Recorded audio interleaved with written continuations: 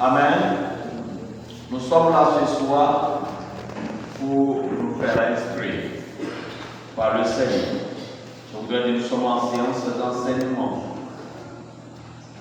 Et nous allons prendre nos Bibles avec votre permission. Nous allons lire la parole de Dieu. Amen. Nous sommes dans Exode 19, du verset 3 au verset 6 ce soir. Exode 19, verset 3 à 6. Je lis la parole de Dieu. Je voudrais qu'on se mette debout, s'il vous plaît, à moins que vous soyez malade. Moïse monta vers Dieu, et l'Éternel appela du haut de la montagne en disant: Tu parleras ainsi à la maison de Jacob, et tu diras aux enfants d'Israël: Vous avez vu ce que j'ai fait à l'Égypte, et comment je vous ai porté sur les ailes d'aide et amené vers moi. Maintenant, si vous écoutez ma voix, et si vous gardez mon alliance, vous m'appartiendrez entre tous les peuples, car toute la terre est à moi. Vous serez pour moi un royaume de sacrificateurs et une nation sainte. Voilà les paroles que tu diras aux enfants d'Israël. Que le Seigneur te bénisse. Amen. Que le Seigneur bénisse sa parole. Lorsque le peuple de Dieu est sorti de la servitude en Égypte pour la terre promise, ils ont fait beaucoup de chemin. Après la traversée, ils sont arrivés à la hauteur du mont Sinaï. Moïse entra en communion avec Dieu au sommet de cette montagne. Et au cours de son séjour, au cours de sa recherche d'intimité avec Dieu, Dieu l'interpella pour lui dire: Voici les paroles que tu diras à mon peuple. Je vais lire les versets 5 et 6.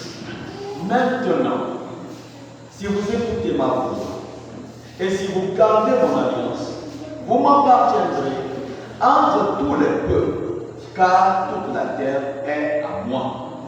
Vous serez pour moi un royaume de sacrificateurs et une nation sainte. Vous serez pour moi un royaume de sacrificateurs et une nation sainte. Lorsque nous prenons cette première partie, le 6e verset, Dieu est en train de dire à Moïse la relation que le peuple doit avoir avec lui. Dieu est en train de dire à Moïse de communiquer au peuple ce que lui, en tant que Dieu, attend de son peuple. La qualité de peuple que lui, il veut. Ce qu'il veut. Alléluia. Amen. Ce qu'il veut que le peuple fasse pour lui. Et quand on fait quelque chose pour quelqu'un, on lui rend un service, n'est-ce pas? Alléluia. On exerce une charge. Et ce soir, nous allons nous entretenir sur les ministères des membres de l'Église de Dieu. Amen. Les ministères des membres de l'Église de Christ. Le peuple de Dieu, Dieu demanda à Moïse de parler au peuple. Ce peuple représente quoi? Représente le corps de Christ. Représente en homme ce que nous appelons communément aujourd'hui l'Église. Alléluia. Quelle qualité d'Église Dieu veut-il? Quelle qualité de peuple Dieu veut-il? Amen. Au cours de cet enseignement, c'est fort possible que nous ne terminions pas ce soir. Nous allons voir 4 grands points. Amen. Chaque enfant de Dieu est un sacrificateur. de Dieu est un sacrificateur. Notre ministère au sein de l'adoration. Renvoie premièrement des adorateurs, puis des sacrificateurs, des ouvriers. Et en quatrième position, au grand B, adoration en esprit et en vérité. L'adoration en esprit et en vérité.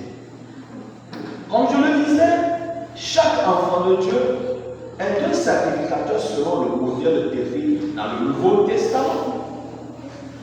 Amen. Chaque enfant de Dieu. Je n'aime pas trop le terme de croyant. Parce que beaucoup de personnes peuvent croire, mais ne pas être de vrais adoratrices de Dieu. C'est pourquoi je préfère parler d'enfants de Dieu. Chaque enfant de Dieu est un sacrificateur selon le modèle de l'Ancien Testament. Alléluia. Ceci est une merveilleuse illustration de l'Église de Jésus-Christ. Le fait que nous reconnaissions que nous sommes chacun un sacrificateur illustre l'Église de Christ selon le modèle du Nouveau Testament. Amen. Nous sommes un peuple choisi et sommes appelés à devenir des sacrificateurs ou des prêtres royaux dans l'Église de Dieu, dans l'Église de Christ. Dans Apocalypse chapitre 1 verset 6, nous lisons ceci: et qui a fait de nous un royaume de sacrificateurs pour Dieu son Père. Qui a fait ça? Jésus-Christ de Nazareth. Comme des membres d'un sacerdoce royal, chaque membre de l'Église possède un ministère. Alléluia. Chaque membre, quand on parle de sacerdoce,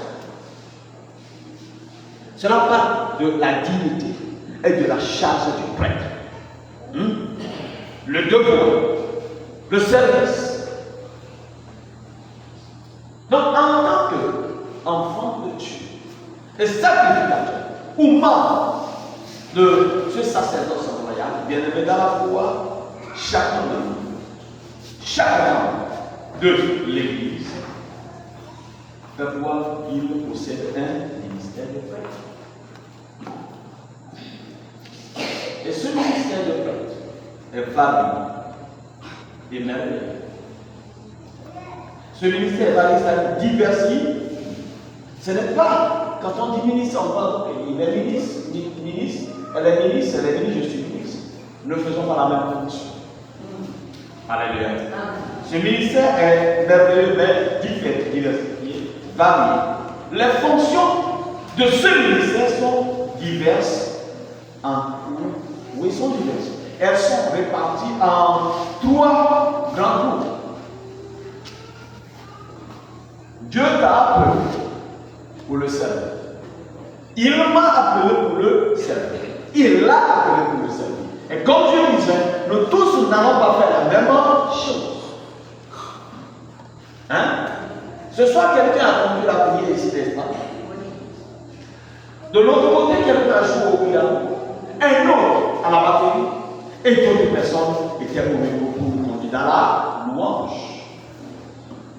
Mais nous allons voir 3 grands ministères. Amen. Le ministère pour le Seigneur.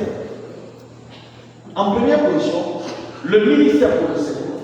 En deuxième position, le ministère des uns pour les autres. Amen. Le ministère des uns envers les autres dans l'Église. Et en troisième position, le ministère pour le monde. Il y a 3 ministères. Alléluia. Que le Seigneur nous bénisse. S'il semble qu'il y a plusieurs façons de se mettre au service de Dieu, il y a pourtant une seule manière d'accomplir la grande responsabilité représentée par notre ministère pour le monde entier. Il y a une seule manière de bien l'accomplir et de l'accomplir efficacement. Nous sommes appelés chacun dans un domaine bien précis. Mais l'exercice concret de chacun de nos ministères a un fondement, a un socle, a une base inébranlable. Et quand on n'a pas cette base, il nous sera difficile d'exercer l'autre ministère. Amen. Il faut que chaque membre de l'Église devienne un membre du ministère. Alléluia. Il faut que chaque membre de l'Église devienne un vrai adorateur et ensuite un ouvrier. Il faut être ministre pour Dieu pour devenir ministre envers les frères et ensuite ministre envers le monde. Le socle, le début, c'est ta communion avec Dieu. Je ne sais pas si je me fais comprendre. Est-ce que vous me comprenez? Chaque membre doit jouer un rôle de serviteur dans l'Église. Tu as fait un royaume de quoi? De sacrificateur. Pour notre Dieu. Et ils régneront sur la terre. Apocalypse 5, verset 10. Amen. Donc, dans un premier temps, bien aimé, chacun de nous doit se reconnaître en tout et pour tout, d'abord redevant à Dieu. Chacun de nous doit établir une communion avec Dieu. Nous sommes au début de cette année 2026. Tu veux peut-être chanter pour Dieu. Tu veux peut-être tenir le micro. Servir Dieu auprès des hommes. Mais il faut d'abord que chacun de nous établisse une communion sereine, une communion sainte avec le Père. Amen. Chaque enfant de Dieu est un sacrificateur. Je dois savoir que j'ai la responsabilité, en tout premier lieu, d'être ministre pour le Seigneur. Vous allez comprendre au fur et à mesure que nous allons avancer. D'être ministre du Seigneur auprès de mes frères et sœurs et d'être ministre du Seigneur auprès du monde. Nous devons comprendre que nous ne pouvons pas être efficaces auprès de notre frère si notre relation avec Dieu ne marche pas bien. Alléluia. Je ne peux pas être un serviteur efficace auprès de vous si ma relation avec Dieu n'est pas une relation sereine, n'est pas une relation saine. Si je suis un faux adorateur, je suis un faux serviteur de mon Dieu. Parce que je vais paraître celui que je ne suis pas. Je ne sais pas si vous me comprenez. Si je mens d'être un vrai adorateur, or je serai un faux serviteur auprès de vous.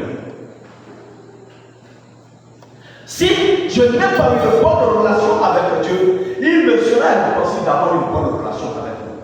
Parce que même au moment où je fais tout pour soigner ma relation avec vous, oh, la nature propre va surgir. La nature propre va surgir.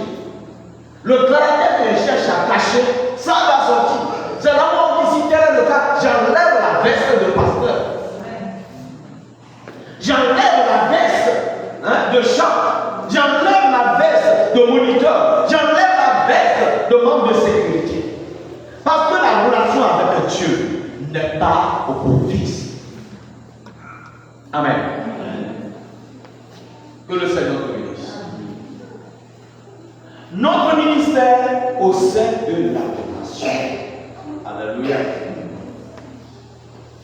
Notre ministère au sein de l'adoration. Tout ministère chrétien doit commencer par le ministère pour le Seigneur. Je le disais, je reviens là-dessus. Tout ministère chrétien doit commencer par quoi? Le ministère pour le Seigneur. L'adoration de Dieu doit devenir la source pour moi. de laquelle jaillit notre œuvre pour Dieu. Je me répète. L'adoration de Dieu doit devenir la source de laquelle jaillit notre œuvre, c'est-à-dire notre service pour Dieu. Je ne peux pas servir Dieu correctement si je ne suis pas son vrai adorateur. Je ne peux pas travailler pour Dieu de façon correcte, de façon sereine, de façon saine, si je suis un faux adorateur. Dans son livre, La houlette du berger, Ralph Mahoney dit ceci, bien entendu inspiré des Saintes Écritures, il dit ceci. Notre ministère de sacrificateur pour Dieu est composé de 4 fonctions principales. Notre ministère de sacrificateur pour Dieu est composé de 4 fonctions principales. La prière. Alléluia. La prière.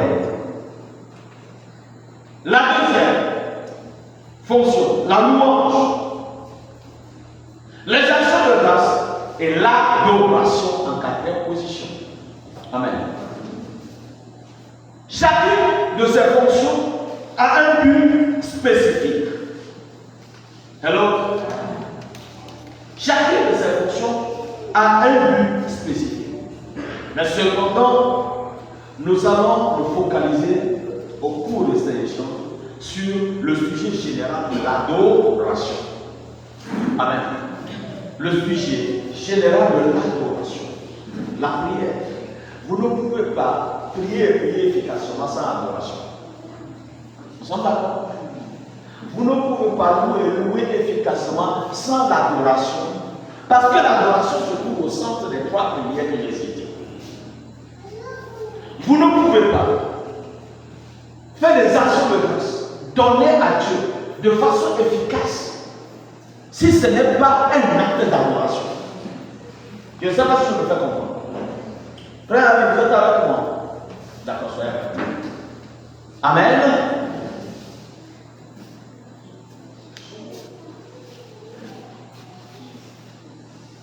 Je peux prendre mon véhicule et dire je le donne à Dieu. Nous sommes d'accord. Si l'acte de donner ce véhicule a pour objet de dire ouais, je suis à pied maintenant, hein? J'ai donné ça pour Dieu. Et vous, en tant que ceux que Dieu m'a échu pour exercer son ministère, vous ne pouvez pas me voir marcher à pied comme ça. Achetez-moi un véhicule. Et quand on donne à Dieu, Dieu peut lui acheter-moi une grosse voiture.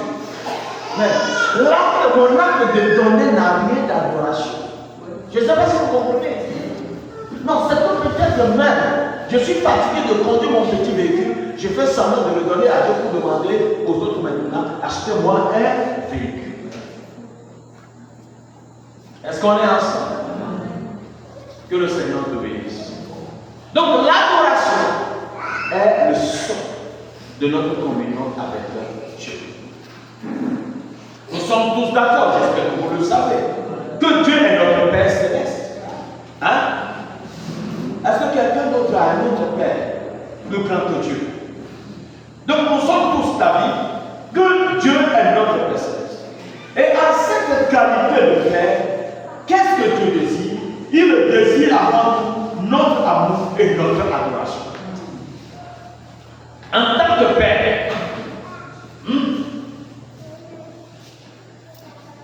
Roger, tu es là avec moi. La dame là, on est deux parties. Amen. Que le Seigneur te bénisse. En tant que Père, ce que Dieu désire de chacun de nous, c'est que nous l'aidions. Hein? C'est que nous ayons une relation profonde d'amour avec notre Père. L'adoration est requise tout simplement parce que Dieu est digne de notre amour. Hein? Dieu nous demande de l'adorer parce qu'il est digne de notre amour. Parce qu'il nous a aimés premièrement d'un amour qui ne peut être surpassé. L'amour que Dieu a pour toi, ton amour ne peut jamais dépasser l'amour de Dieu pour toi. Ton amour ne peut pas. Parce qu'il t'a aimé au moment où tu ne pensais même pas à lui. Il t'a sorti de la boue du péché pendant que tu croyais que le péché est ton royaume. Il t'a tiré du péché, de la boue du péché, pour faire de nous des sacrificateurs. Un royaume de sacrificateurs. Que le Seigneur te bénisse. Que le Seigneur te soutienne.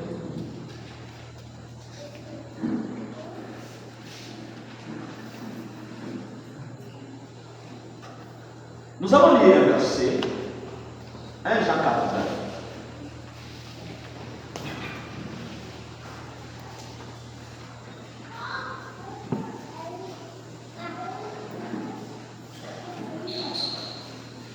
Amen. L'amour de Dieu a été manifesté envers nous en ce que Dieu a envoyé son Fils unique dans le monde afin que nous vivions par lui. Amen. L'amour de Dieu. Je disais que l'amour que Dieu a pour nous ne peut pas être surpassé.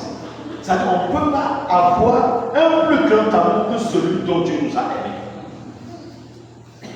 L'amour de Dieu a été manifesté envers nous en ce que Dieu a envoyé son Fils unique dans le monde afin que nous vivions par lui.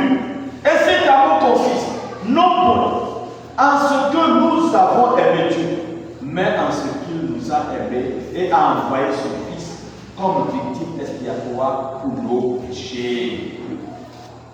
Amen. On est ensemble. Frère, l'amour de Dieu est profond. Il est grand. Il est incomparable. Il est immense. Nous ne pouvons rien faire pour dépasser l'amour de Dieu. Nous avons devoir d'aimer notre corps. Et demandons à Dieu de nous donner la force de l'aimer. Amen. Hein? Demandons à Dieu de nous donner la force de l'aimer. Aimer Dieu, c'est chercher à faire ce qu'il désire. Aimer Dieu, c'est chercher à vivre une vie de sanctification. Aimer Dieu, c'est s'engager à se refuser des empêchements pour bien adorer. Tu te donnes, par la grâce de Dieu, la possibilité de bien le servir. On s'éloigne des excuses. Aimer Dieu, c'est de ne pas donner la place dans sa vie aux excuses pour ne pas bien adorer. Si je n'ai pas, c'est parce que, si j'ai fait ci, c'est parce que. Non! On est ensemble. Que le Seigneur te bénisse. Un jour, les pharisiens ont décidé de tendre un grand piège auquel ils pensaient pouvoir prendre Jésus. Amen. En lui demandant, dis-nous, quel est vraiment le plus grand commandement? Qu'est-ce que Jésus a dit? Ah oui, c'est vrai, vous êtes intelligent. Que Dieu vous bénisse. Amen.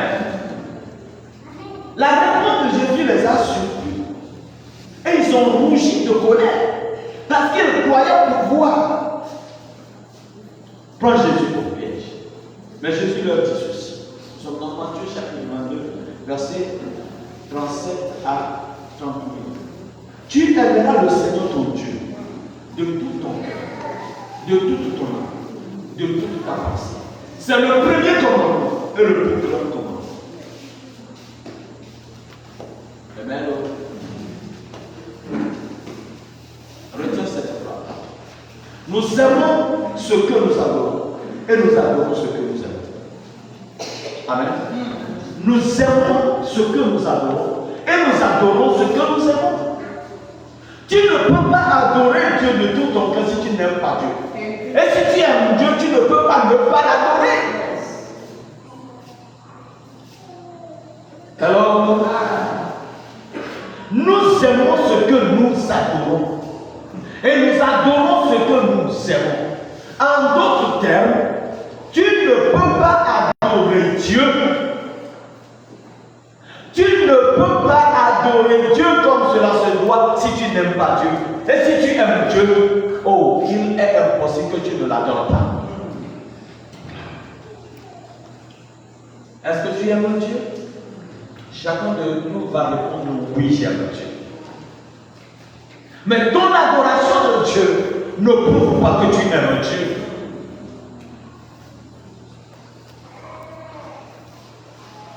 Ton adoration de Dieu ne prouve pas que tu aimes Dieu. Je dis, nous sommes au début d'une nouvelle saison. Amen. Nous sommes au début d'une nouvelle saison. Bien-aimé, que ton amour pour Dieu grandisse cette année. Notre adoration de Dieu est le résultat de notre communion avec lui. Notre adoration de Dieu est le résultat, la conséquence directe de notre communion avec lui. Si je suis en bonne communion avec Dieu, mon adoration ira de plus en plus haut.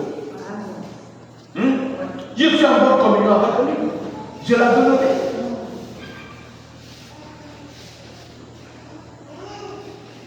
Je serai dans la joie de le servir dans l'adoration. Est-ce que j'aime Dieu? Chacun de nous répond à cette question.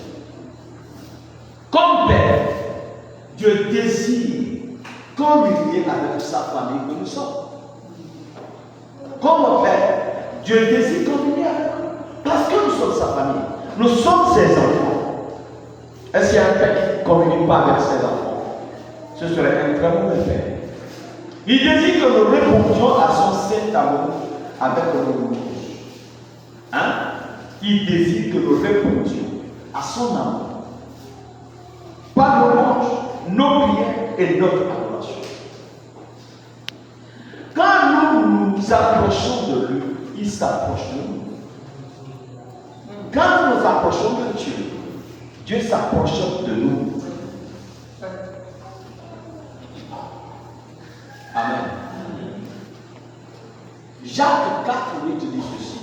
Approchez-vous de Dieu et il s'approchera de vous. Nettoyez vos mains, pécheurs. Purifiez vos cœurs, hommes irrésolus. La question est de savoir comment est-ce que Dieu s'approche de nous. Comment Dieu s'approche de ses enfants. David nous met sur la bonne piste. Alléluia. David nous met sur la bonne piste.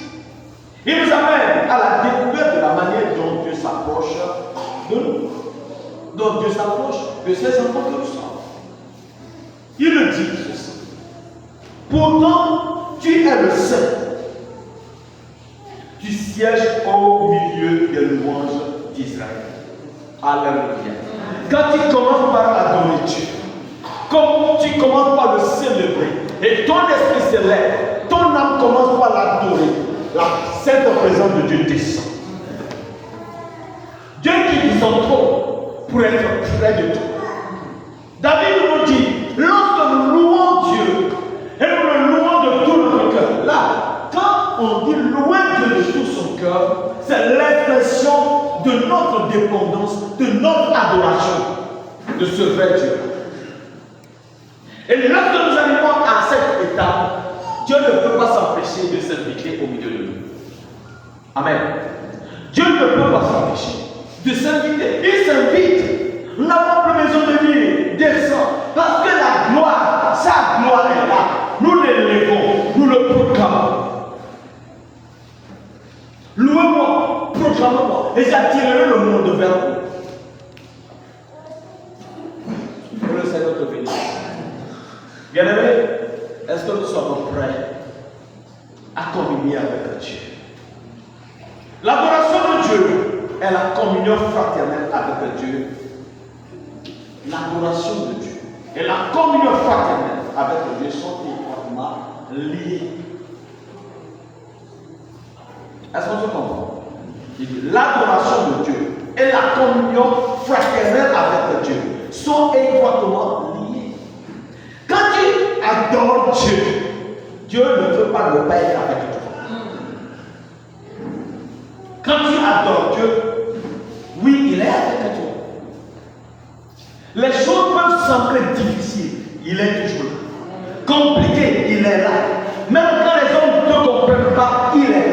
parce que tu l'adores en esprit et en vérité.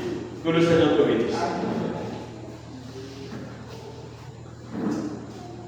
Bien-aimé, on ne peut pas avoir l'une sans l'autre.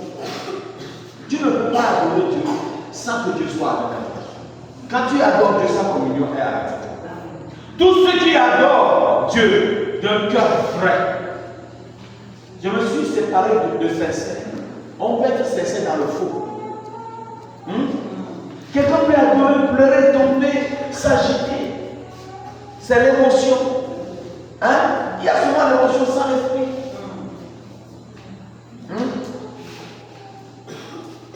Amen. On n'a pas vu quelqu'un qui apporte de l'argent commence pas à verser les larmes. Il est ému. Ce n'est pas l'esprit qui fait ça, c'est l'émotion. Alléluia. Est-ce qu'on est ensemble? De la même manière, quelqu'un peut pleurer, verser de grosses larmes, mais qui ne manque de son émotion. Que le Seigneur te bénisse. Pour ceux qui pleurent à l'église, ne pleurent pas parce qu'ils sont sous l'action du Saint-Esprit. Vous êtes surpris? Non. Alléluia. Donc, que le Seigneur te bénisse. Tous ceux qui adorent Dieu d'un cœur vrai vivent la plénitude de la communion paternelle avec Dieu. Ils vivent la plénitude de la communion. C'est-à-dire d'une relation sans faille avec leur Père. Que le Seigneur te bénisse. Que le Seigneur te bénisse, bien-aimé. Je prie vraiment que nous comprenions que nous avons besoin d'être en permanence en communion avec Dieu. Nous devons l'adorer en tout temps. Quand on dit adorer Dieu en tout temps, ce n'est pas quand Dieu est debout là. Non. Tes pensées, amen, sont focalisées sur lui. Tout ce que tu fais, tu penses d'abord à lui avant de le faire. Si Jésus est là, est-ce qu'il m'apprécie dans ce que je fais? Si Jésus est à mes côtés, est-ce qu'il m'embrasserait? Oh fils, oh fille, tu fais bien. Que le Seigneur te bénisse. Mais pour que j'adore vraiment Dieu, pour que cette communion ne souffre pas, il faut que je respecte les états ministériels au sein du corps de Christ. Amen. Il faut que je respecte les états. Double C. Premièrement, les adorateurs, puis les autres. Je l'avais déjà pensé. Amen. Plusieurs personnes croient que le plus grand désir de Dieu est d'avoir des souliers. Amen. Plusieurs personnes croient que le plus grand désir de Dieu, c'est d'avoir des souliers. J'aurais pu commencer même cet enseignement par des questions, ou par une question. Je ne l'ai pas fait. C'est pas grave. Alléluia.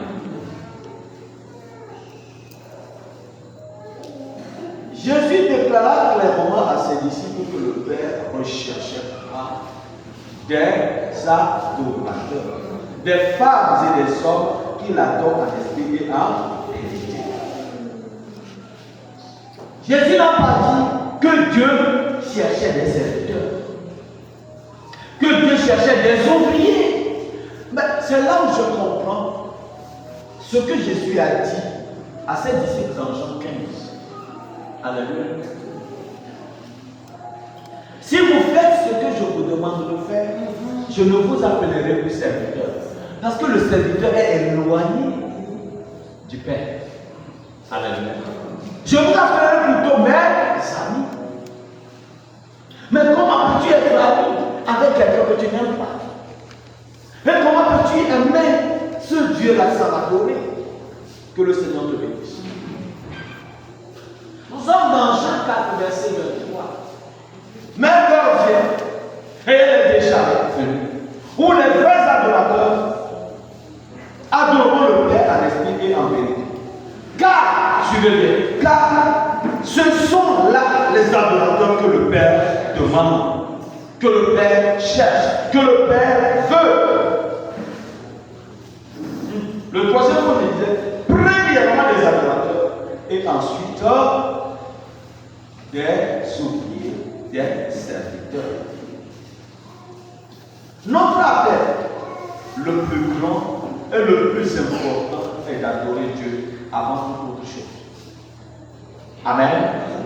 Notre appel, le plus grand et le plus important, est d'adorer Dieu avant toute autre chose. Regardez tout autour de nous. Examinez vos vies. Examinons chacun sa vie. À un moment donné, tu te dis, mais ce qu'il fait, je peux faire aussi. Alléluia. Ce qu'elle fait, je peux faire aussi. Mais tu t'es jamais posé la question comment il ou elle est arrivé là où il est, là où elle est.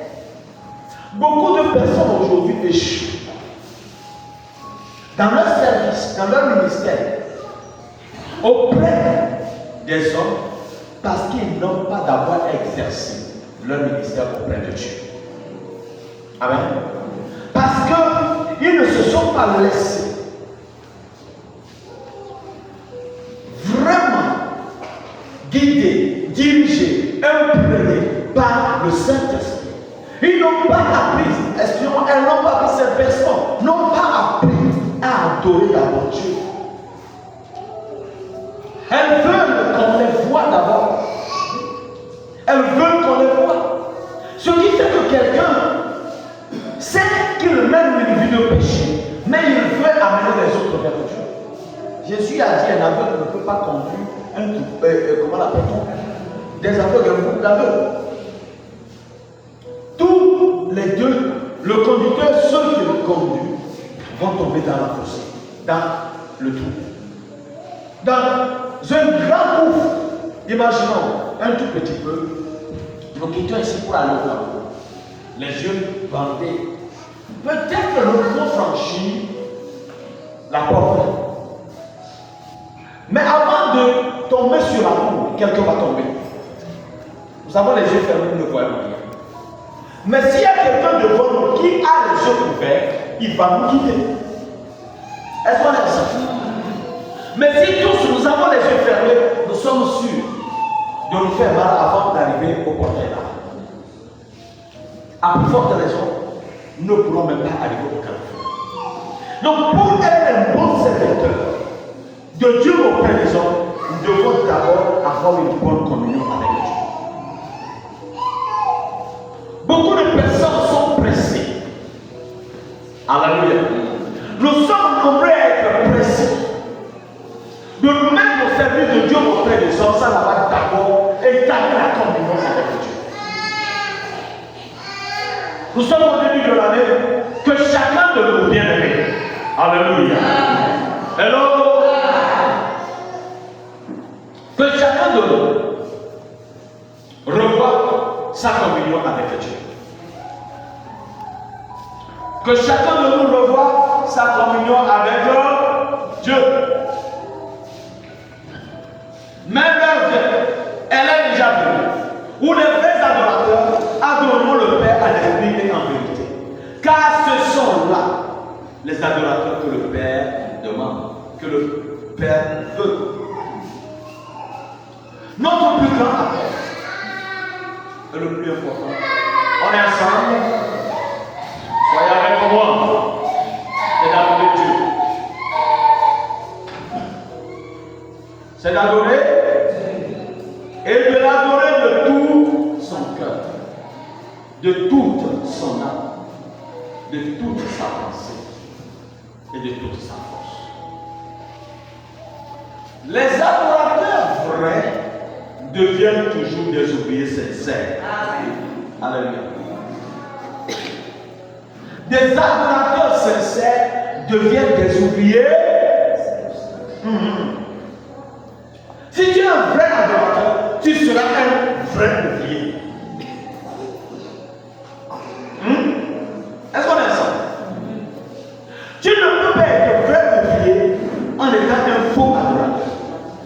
C'est impossible.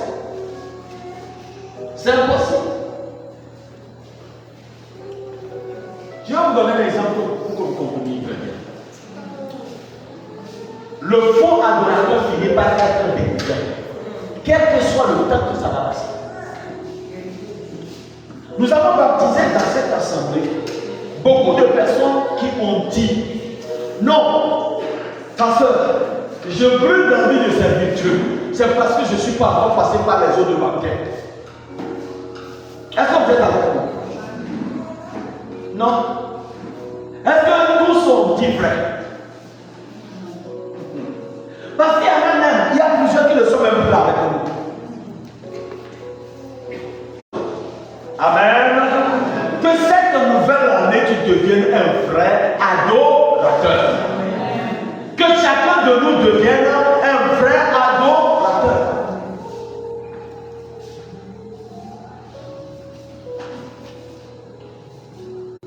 À la graduation de la première promotion, où tout le monde faisait les pieds et les mains pour avoir la graduation. Tout le monde, sans exception, voudrait avoir la graduation, avoir l'attestation. Malgré ma rigueur, j'ai fait passer certaines personnes qui étaient sensiblement acceptables. Mais je vous assure, je ne crois pas avoir la moitié de ceux qui ont eu la graduation encore avec nous. Amen. Parce que les gens voulaient juste ce parchemin pour dire j'ai suivi une formation théologique. Pour grandir ça quelque part. Non, quand on est sincère, quand on est vrai, on ne continuera pas à être vrai. Si même à un moment donné on s'est trompé, on revient. Mais quand on n'est pas vrai, quand on se trompe, on ne continue pas à avancer dans le mensonge. Quand on n'est pas vrai, vous pouvez tout cacher à l'homme, mais rien à Dieu. On peut tout cacher à l'homme, mais rien à Dieu. Non, pasteur, moi, ça brûle dans mon cœur. Je veux chanter pour Dieu. Non, je veux être moniteur, monitrice. Alors, est-ce que tu es sûr que tu es prêt? Et tu dis, non, papa, je suis prêt. Je suis sûr, je suis prêt. Je suis prêt, peut-être on est déjà au bar. On n'est plus à l'église, je suis prêt, on est au bar. Donc, le fait d'être prêt là, c'est pour aller au bar. Amen.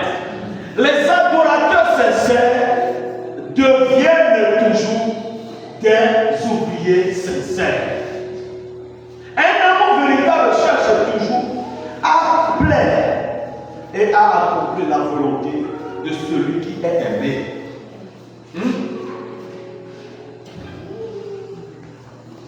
Est-ce qu'on est ensemble? Quand tu es un véritable amoureux, tu es animé d'un vrai amour. Tu cherches toujours à plaire et à faire la volonté de celui que tu aimes. N'est-ce pas? On n'a pas d'excuses. On n'a pas d'excuses. Amen. Pour nous qui sommes les hommes, quand on était encore jeunes, et on a trouvé la jeune fille qu'on croit être notre épouse, même s'il faut aller soulever 5 tonnes de ciment pour trouver 5 livres pour lui donner, tu vas faire. Parce que tu aimes. Parce que tu aimes. Tu fais tout. Ah, je suis en train de lire un livre.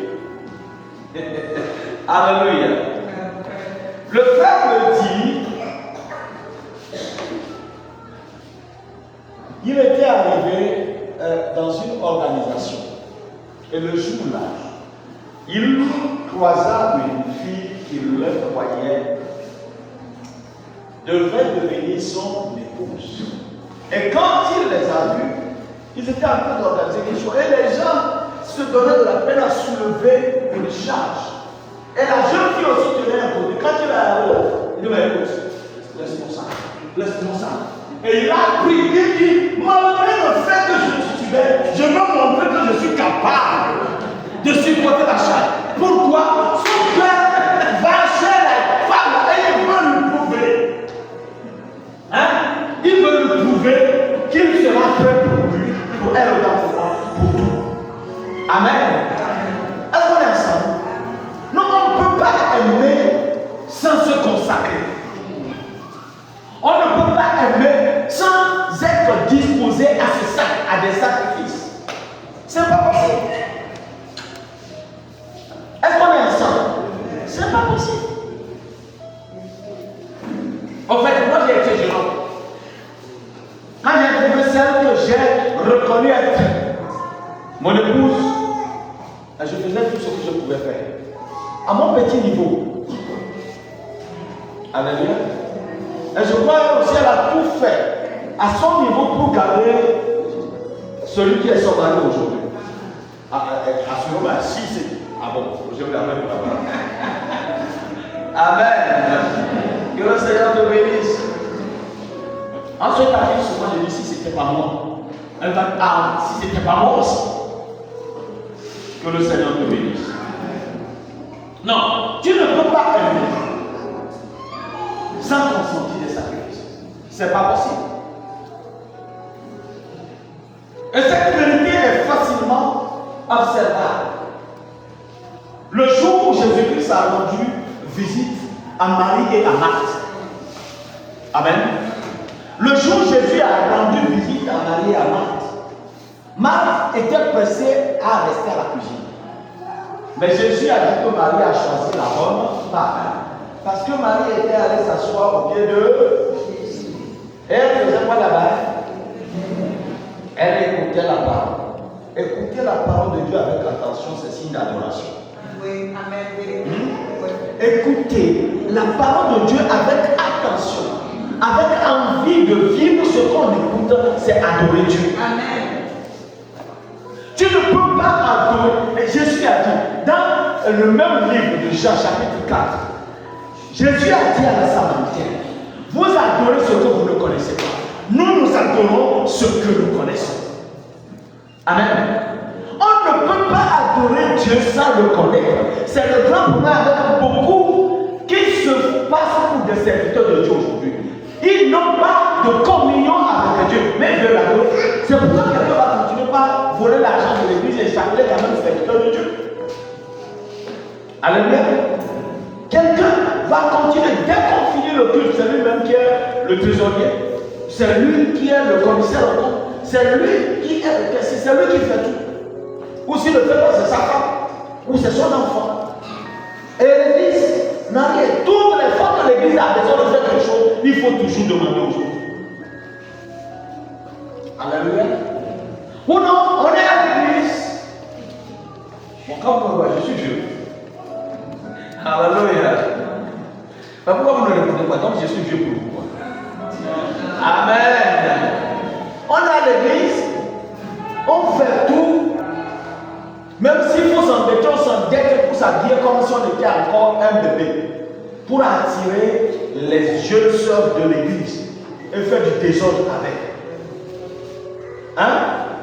Mais, bien aimé, je m'en vais vous dire, les apparables, qui font la foule et le beau temps pour certains serviteurs de Dieu, ils ne cherchent pas ces choses tout simplement parce qu'ils veulent se sentir bien. Mais c'est pour appâter les âmes fragiles de l'église. Est-ce qu'on est ensemble? Quand on n'est pas appelé, on est prêt à tout, sauf à ce qui nous amène à la communion avec Dieu. Quand on n'est pas dans une attitude d'adoration, on est prêt à tout pour s'éloigner. Non, on est déjà soi-même éloigné. On est prêt à tout pour éloigner d'autres personnes de Dieu. Et quelquefois même, il y en a qui sont des envoyés des ténèbres. Amen. Est-ce que vous êtes avec moi? Que le Seigneur te bénisse.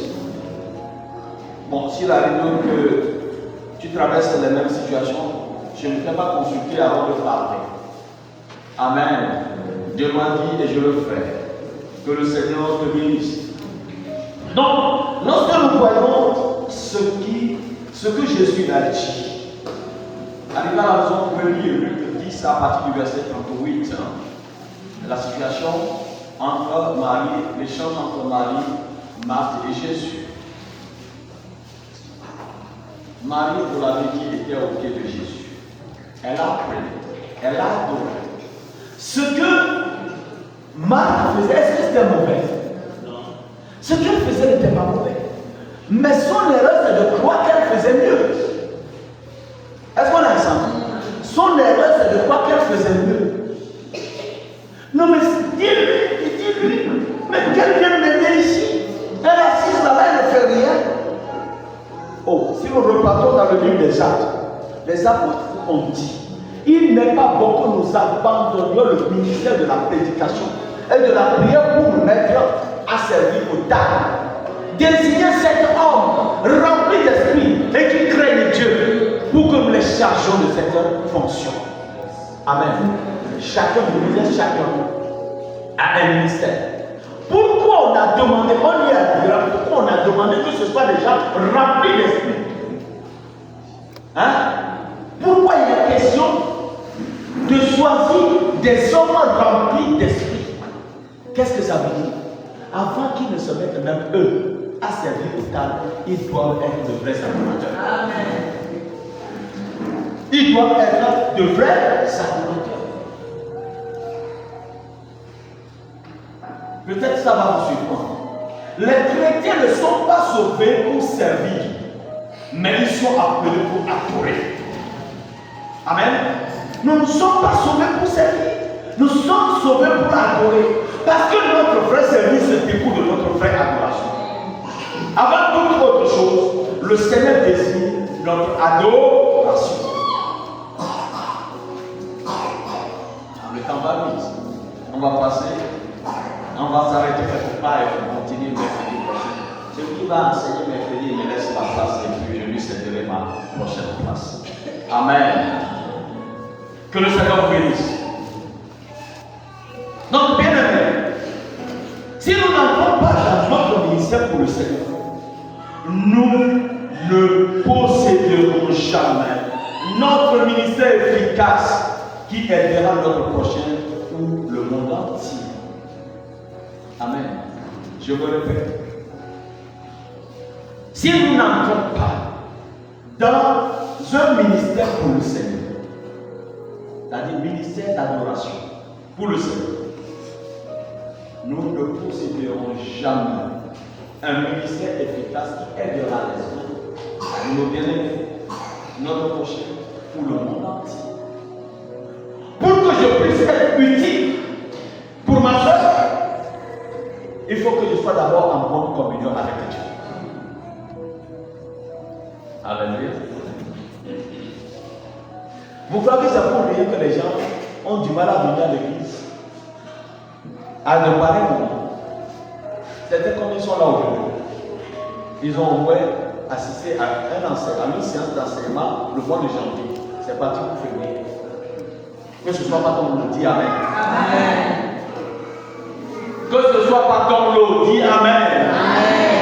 Ah oui, bien aimé. Je le disais, quand on aime, on est prêt à tous les sacrifices possibles. Quand on aime. Mais quand on n'aime pas,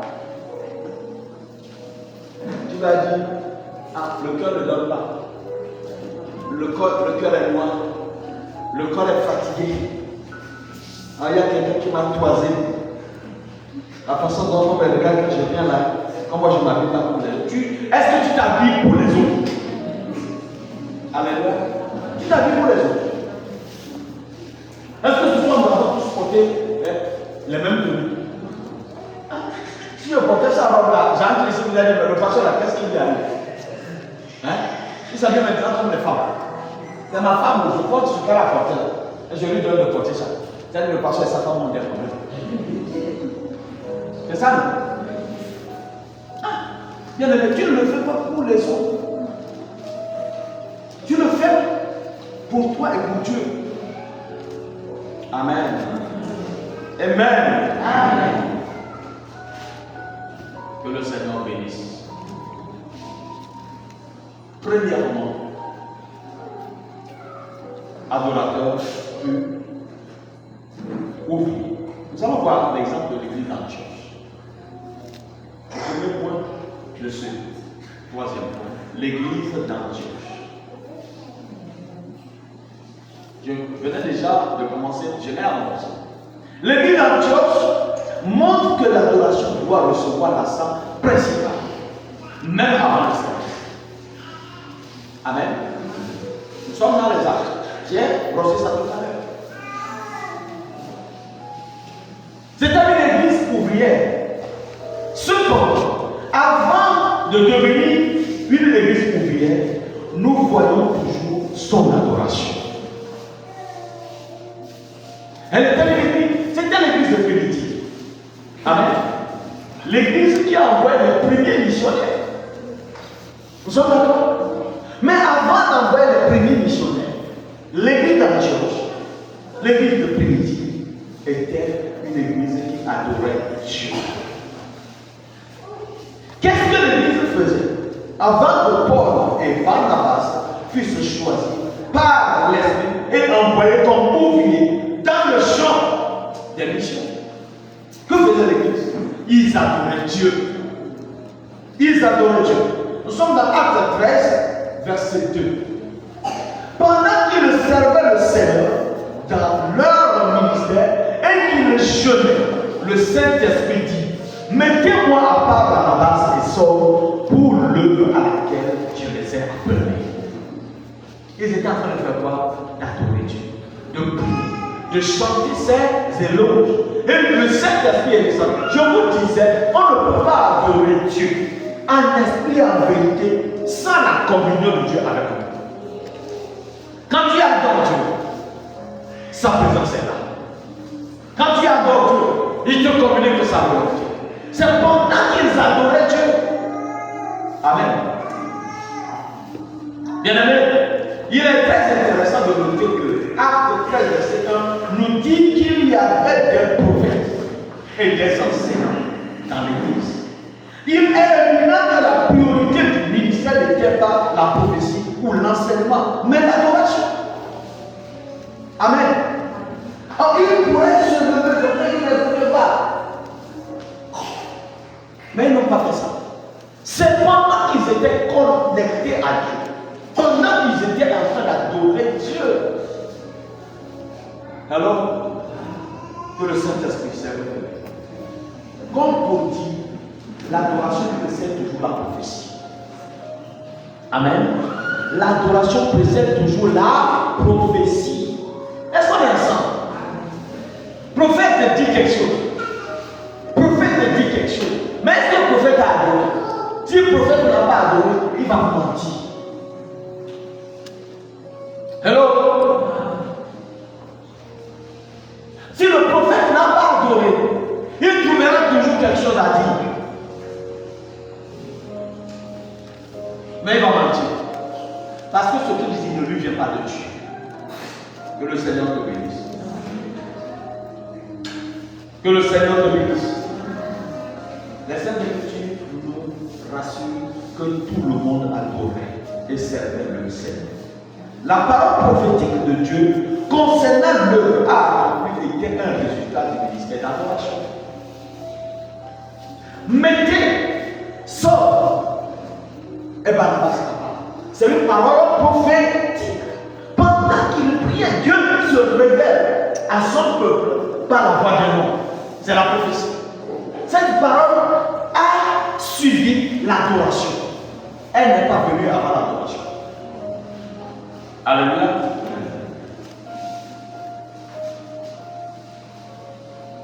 Suivons l'autre. Amen. L'adoration, premièrement, il y avait l'adoration du Seigneur. Ensuite, la parole, deuxièmement, il y a eu une parole du Seigneur. Et en troisième position, le travail. Troisièmement, il y avait l'œuvre pour le Seigneur. C'est important, les amis. Il faut que nous appelions à ça. Et ça va être très bientôt, je vais m'arrêter là. Le ministère pour le monde suit le ministère pour le Seigneur. Le ministère pour le monde suit le ministère pour le Seigneur. L'adoration de Dieu. De façon ramassée, ce soir, nous avons vu les trois premiers points les 3 grands congrégations de notre enseignement, chaque enfant de Dieu est un sacrificateur.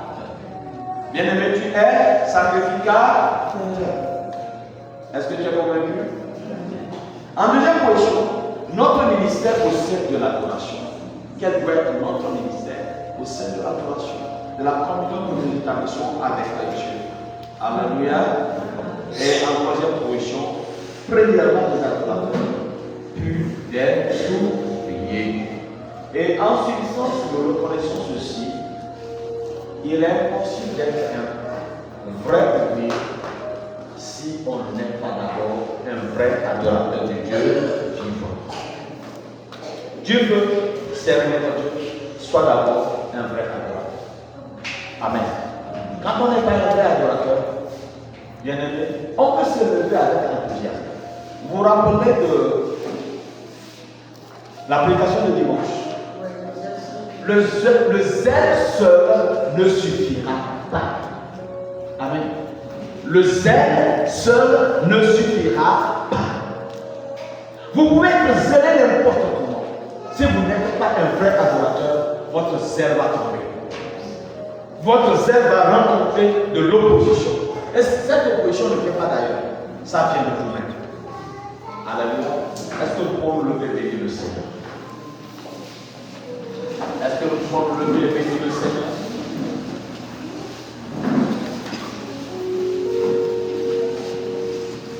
Commence par remercier le Seigneur.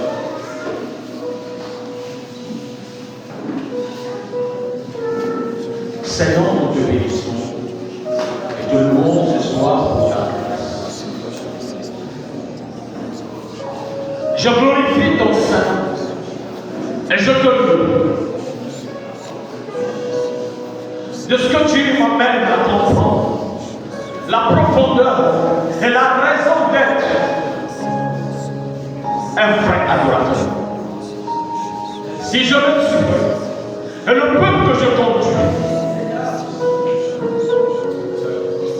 Papa, nous serons ceux que tu dis. Et nous pourrons œuvrer les uns auprès des autres. Et nous pourrons aller intéressant dans le monde pour témoigner de tes bontés. Que la gloire te soit donnée. Je te bénis.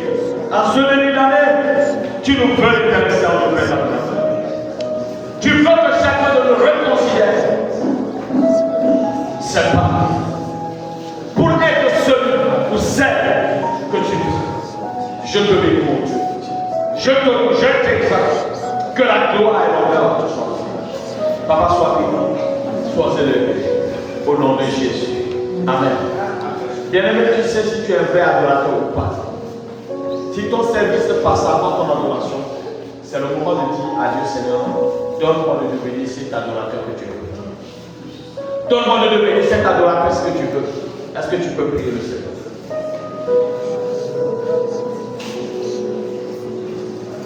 Seigneur, je te bénis ce soir. Je te loue, mon Dieu.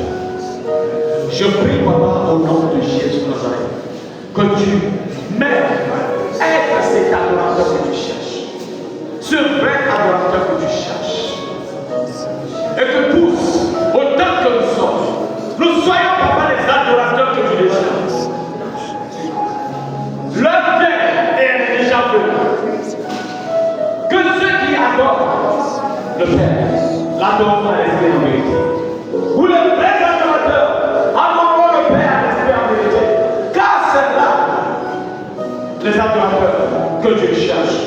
Je prie, Père, que tu nous donnes à chacun de nous de devenir un vrai adorateur. Que le mensonge de notre adoration disparaisse.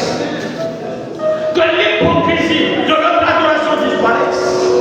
Je prie, Papa, ce soir, que cette année, Dieu, nous changions de façon de nous approcher de toi.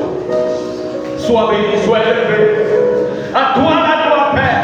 Je bénis ton nom ce soir. Parce que tu m'appelles à plus d'intimité avec toi. Parce que tu nous appelles à plus d'intimité avec toi. Tu nous appelles à chercher ta présence, à rester en ta présence, à contempler ta gloire. Papa, je te remercie. À ta compassion. Sois élevé, sois adoré. Je te loue, Seigneur. Je te rends gloire. Je te proclame roi, Père. Aide chacun de nous. Aide chacun de nous. Aide chacun de nous à devenir cet adorateur que tu veux.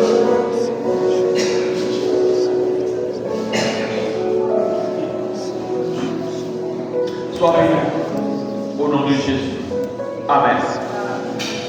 Bien-aimés, ce que Dieu veut, c'est que nous devenions des enfants matures, capables de donner aux autres ce que nous avons reçu.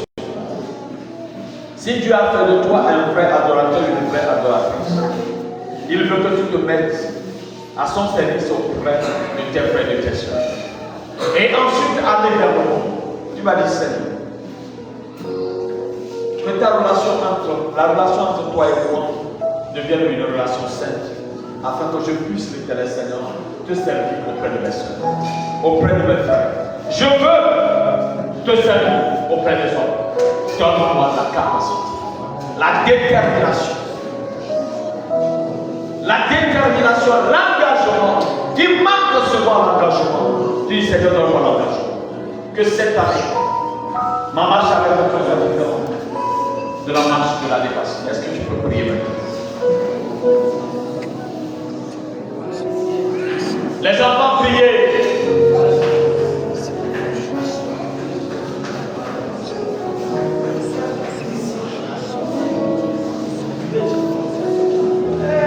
Seigneur notre Dieu, une fois la communion avec toi est parfaite. Qu'est-ce qui nous empêche, l'Éternel Seigneur, de nous mettre les uns au service des autres pour ta gloire? Et l'Éternel Seigneur est sorti des cadres pour aller vers les âmes qui vivent. Papa, cette année, et dans la suite, nous pouvons être l'Éternel Seigneur, non seulement de vrais adorateurs, mais de vrais ouvriers. De vrais ouvriers. De vrais ouvriers. Les uns auprès des autres. Et de vrais ouvriers de Dieu auprès du monde pour ta gloire. Oh Lord, I thank you, I give you glory. Sois béni, Seigneur. Sois élevé, Papa.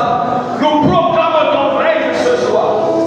Que cette église, l'Éternel Seigneur, adoratrice, devienne une église ouvrière, une église qui travaille pour vider le temps de l'ennemi. Je proclame ton règne. Comme personne, l'Éternel Seigneur, ne reste sans rien faire de ta maison. Je te bénis de tout. Sois élevé à toi la gloire, l'honneur et la puissance. Au nom de Jésus. Amen. Tu vas faire cette dernière prière. Seigneur, toutes les fois que je t'adore, je veux sentir, je veux vivre la communion avec toi. Je veux vivre cette sécurité spirituelle, cette intimité. Toutes les fois que je t'adore, roi de mon Père, permets-moi de t'adorer dans la communion paternelle. Est-ce que tu peux prier maintenant?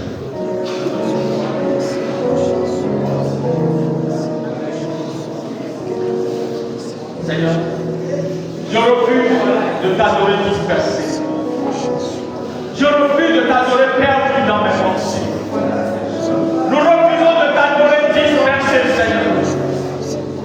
Très souvent, nous chantons, mais notre esprit est ailleurs. Nous pensons adorer, mais nous sommes évasifs. Je prie que ce soit ainsi, que chacun de nous reste connecté et proche. Je prie maintenant, Père, que l'onction d'adoration s'empare de chacun de nous, s'empare de ton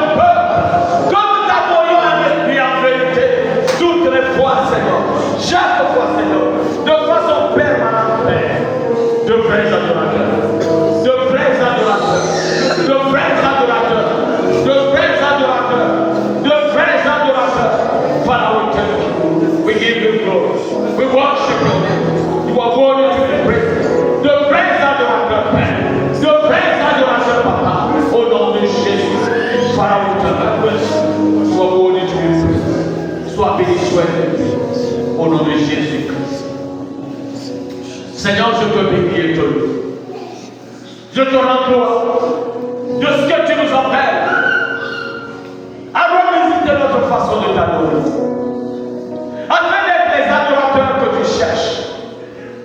Père de vrais adorateurs. Les adorateurs selon ton cœur. Fais en sorte que nous travaillons pour toi, qu'il grandisse encore. Si nous t'aimons, nous t'adorerons comme tu veux. Et je prie que ce soit l'Éternel Seigneur notre vie cette année. Sois béni, sois élevé. À toi le Père, la puissance et la magnificence. Au nom de Jésus. Amen. Amen. On peut s'asseoir.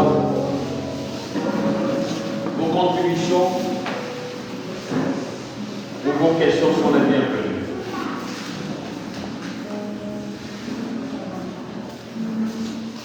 Questions et vos contributions. Oui, voici.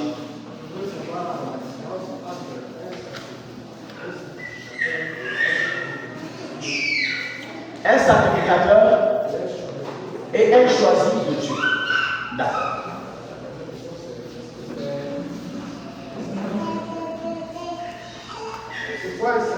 C'est quoi un sacrificateur? Oui. Et c'est quoi un choisi de Dieu? D'accord. Amen. Nous avons écouté la question.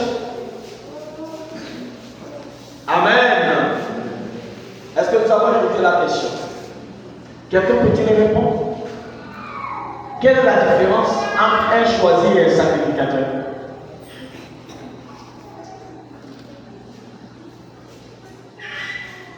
Il n'y a personne, même le moniteur, il n'y a personne ici. Moniteur, monitrice.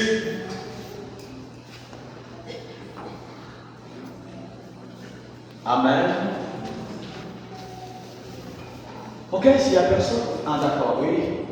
En fait, un choisi de Dieu, c'est tout cela que le Seigneur a appelé par sa grâce des ténèbres à son admirable lumière. Alléluia. En d'autres termes, un choisi, c'est encore un appelé de Dieu. Selon qu'il est écrit dans le Romains, ceux qu'il a prédestinés, il les a aussi appelés. Ceux qu'il a appelés, il les a aussi justifiés. Alléluia. Et ceux qu'il a justifiés, il les a glorifiés. La gloire ne vient pas. Quand Dieu t'appelle, il a fait de nous, il a fait de qui ceux qui sont sauvés par grâce, les appelés, c'est-à-dire les choisis. Ces choisis, quand il nous choisit, il nous donne le ministère de sacerdoce, c'est-à-dire fait de nous un royaume de sacrifice. Le sacrificateur, c'est celui-là qui se met au service du Dieu vivant. Et il sert Dieu d'abord, ce qui crée l'intimité entre Dieu et lui, et ensuite, il est sacrificateur auprès des autres, c'est-à-dire sert Dieu auprès des autres, comme dans l'église, non seulement dans l'église, en dehors aussi de l'église. Il a un ministère avec Dieu, puisqu'il se présente devant Dieu, en adorant Dieu, comme on nous a enseigné. Il travaille comment? Il aide aussi les autres dans l'église à adorer Dieu. Et au-delà de l'église, ceux qui ne connaissent pas Dieu, il les amène à connaître Dieu. Donc on ne peut pas être choisi de Dieu sans être. On ne peut pas être sacrificateur sans être d'abord choisi. Il faut être choisi. Après tout faire le goût de sacrificateur. Amen. Amen. Ok, je crois que la question a été répondue. On ne peut pas devenir sacrificateur sans être choisi. C'est pas possible. Comment peux-tu arriver dans une famille qui ne te connaît pas et tu t'imposes le cœur de la famille? Il faut que tu sois choisi. Il faut que tu sois appelé. Quand tu es appelé, tu suis le processus de t'appeler. Lorsqu'un enfant naît dans une famille, on encadre la mère l'alliance.